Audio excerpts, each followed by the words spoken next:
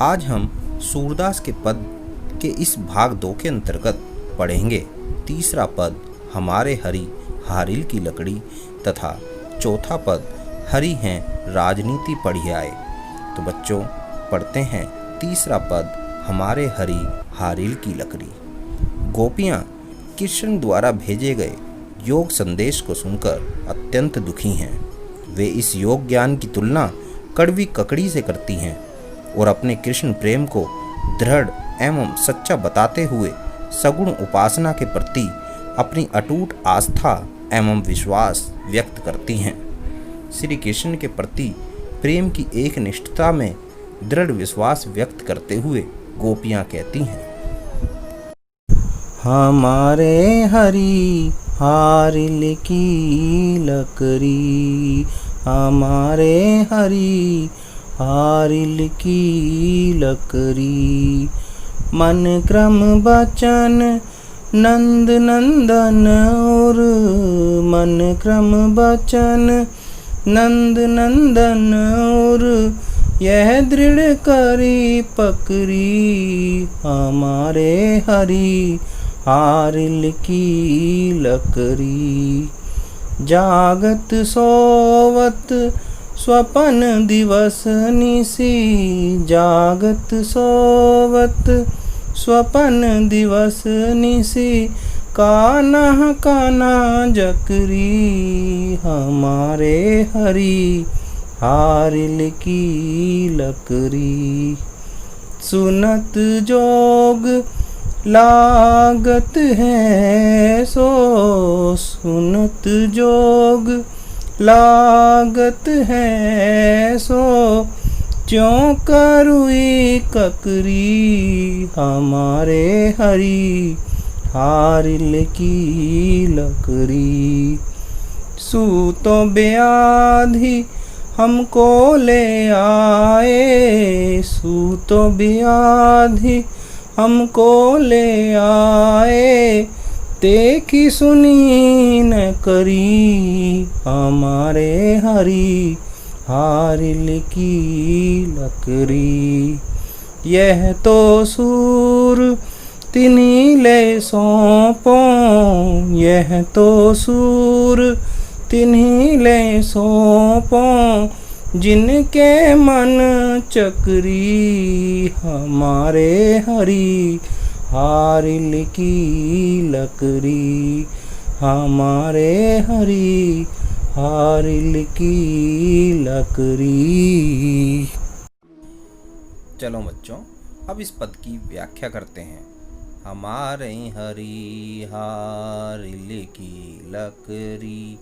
गोपियाँ उद्धव से कहती हैं कि हे उद्धव, श्री कृष्ण हमारे लिए हारिल पक्षी की लकड़ी के समान हैं। जिस प्रकार हारिल पक्षी अपने पंजों में सदैव कोई लकड़ी या तिनका पकड़े रखता है और उसी को आधार मानकर आकाश में उड़ता है, उसी प्रकार श्री कृष्ण हमारे जीवन का आधार हैं और श्री कृष्ण के बिना हमारा जीवन संभव नहीं है। श्री कृष्ण के प्रति प्रेम की अनन्यता प्रकट करते हुए गोपियाँ आगे कहती हैं, मन क्रम बचन नंद नंदन और यह दृढ़ करी पकड़ी। हे उद्धव, हमने तो मन वचन और कर्म से नंद बाबा के बेटे को मजबूती से अपने हृदय में पकड़ रखा है। हम तो श्री कृष्ण से अनन्य प्रेम करती हैं। गोपियाँ आगे कहती हैं, जागत सोवत स्वपन दिवस निसी। कान्हा कान्हा जकरी। हे उद्धव, हम जागते हुए सोते हुए सपने में दिन रात अपने मन में कृष्ण की ही रट लगाए रहती हैं। हम तो पूरी तरह से कृष्ण में लीन हो चुकी हैं। अब गोपियाँ उद्धव को उल्हाना देते हुए कहती हैं, सुनत जोग लागत है सो, ज्यों करुई ककरी। हे उद्धव, तुम्हारी योग ज्ञान की बातें सुनकर ऐसा लगता है जैसे हमने कोई कड़वी ककड़ी खा ली हो। जिस प्रकार कड़वी ककड़ी को नहीं निगला जा सकता, उसी प्रकार तुम्हारा यह योग ज्ञान अपनाने योग्य नहीं है। हमारे लिए तो यह व्यर्थ है। गोपियाँ आगे कहती हैं, सूतो ब्याधि हमको ले आए, देखी सुनी न करी। हे उद्धव, तुम तो हमारे लिए ऐसी बीमारी लेकर आए हो जिसको न कभी देखा, न कभी सुना और न ही कभी उसे हमने भोगा है। गोपियाँ आगे कहती हैं, यह तो सूर तिन्हीं लें सौंपों, जिनके मन चक्री। हे उद्धव, इस योग की आवश्यकता तो उन्हें है जिनका मन चक्री के समान चंचल और अस्थिर है। हम तो श्री कृष्ण से एक निष्ठ प्रेम करती हैं और हमारे मन में कोई भ्रम नहीं है। बच्चों, अब हम पढ़ेंगे चौथा पद, हरि हैं राजनीति पढ़ियाए। उद्धव जब गोपियों को निर्गुण उपासना का ज्ञान देते हैं तो गोपियों को यह योग ज्ञान कृष्ण द्वारा किया गया अत्याचार एवं अन्याय लगता है। गोपियाँ उद्धव को ताना मारती हैं कि कृष्ण ने अब राजनीति पढ़ ली है, लेकिन वे राजधर्म भूल गए हैं। व्यंग कटाक्ष करते हुए गोपियाँ कहती हैं, हरि हैं राजनीति पढ़ियाए, हरि हैं राजनीति पढ़ियाए। समझी बात कहत मधुकर के, समाचार सब पाए। हरि हैं राजनीति पढ़ियाए। एक अति चतुर हुते पहले ही, एक अति चतुर हुते पहले ही, अब गुरु ग्रंथ पढ़ाए। हरि हैं राजनीति पढ़ियाए।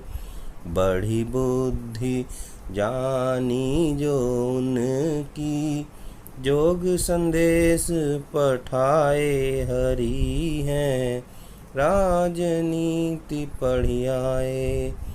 ऊधो भले लोग आगे के, ऊधो भले लोग आगे के, परहित डोलत धाए। हरि हैं राजनीति पढ़ियाए। अब अपने मन फेर पाई हैं, चलत जो हुते चुराए। हरि हैं राजनीति पढ़ियाए।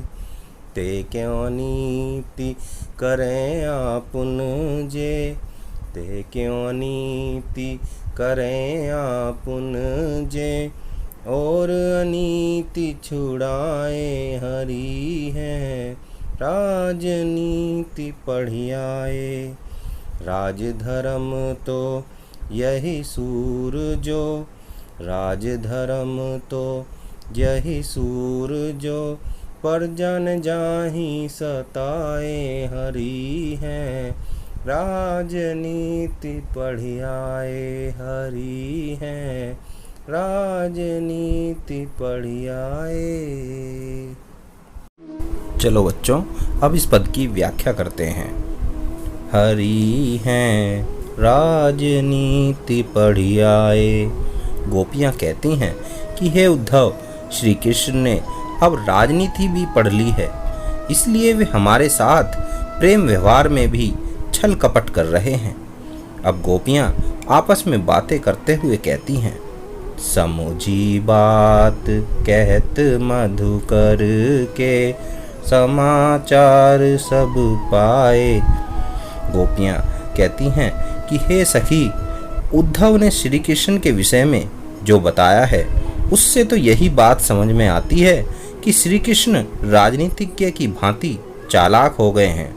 योग ज्ञान के संदेश भेजना भी इसी का प्रमाण है। गोपियाँ आगे कहती हैं, एक अति चतुर हुते पहले ही, अब गुरु ग्रंथ पढ़ाए। हे उद्धव, श्री कृष्ण तो पहले ही बहुत चालाक और चतुर थे, जिन्होंने छल कपट से हमें अपने प्रेम जाल में फंसा लिया और हमें तड़पता छोड़कर मथुरा चले गए और अब गुरु ग्रंथ पढ़कर और भी अधिक चालाक बन गए हैं। गोपियां कृष्ण पर व्यंग करते हुए कहती हैं, बड़ी बुद्धि जानी जो उनकी, जोग संदेश पठाए। हे उद्धव, ये श्री कृष्ण ने अपनी विशाल बुद्धि का प्रयोग कर आपको योग संदेश लेकर भेजा है। वास्तव में यह उनकी मूर्खता है। यह योग ज्ञान हमारे लिए व्यर्थ है। गोपियां आगे कहती हैं, ऊधो भले लोग आगे के, परहित डोलत धाए। हे उद्धव, हमने तो सुना था कि मथुरा के लोग बड़े भले व सज्जन होते हैं, जो दूसरों की भलाई के लिए इधर उधर भागते फिरते हैं, और दूसरी तरफ आप हैं जो हमें सताने के लिए भागे चले आए। गोपियां आगे कहती हैं, अब अपने मन फेर पाई हैं, चलत जो हुते चुराए। हे उद्धव, अब श्री कृष्ण से हम केवल इतना चाहती हैं कि हमारा मन जो वे चुपके से चुरा कर ले गए थे उसे लौटा दें। गोपियां आगे कहती हैं, ते क्यों अनीति करें आपुन जे, और अनीति छुड़ाए। हे उद्धव, किंतु हमें श्री कृष्ण से ऐसे नीतिपूर्ण कार्य की उम्मीद नहीं है। वे स्वयं तो अन्यायपूर्ण आचरण करते हैं और हमारी परंपराओं एवं रीतियों को छुड़वाने में लगे हैं। गोपियां उद्धव को राजधर्म की याद दिलाते हुए कहती हैं, राजधर्म तो यही सूर जो, पर जन जाहि सताए। हे उद्धव, राजा का धर्म होता है कि उसकी प्रजा पर कोई अत्याचार ना हो, उन्हें सताया न जाए, जबकि श्री कृष्ण ने स्वार्थवश योग ज्ञान का संदेश भेजकर हम विरहिणियों को और अधिक सताया है।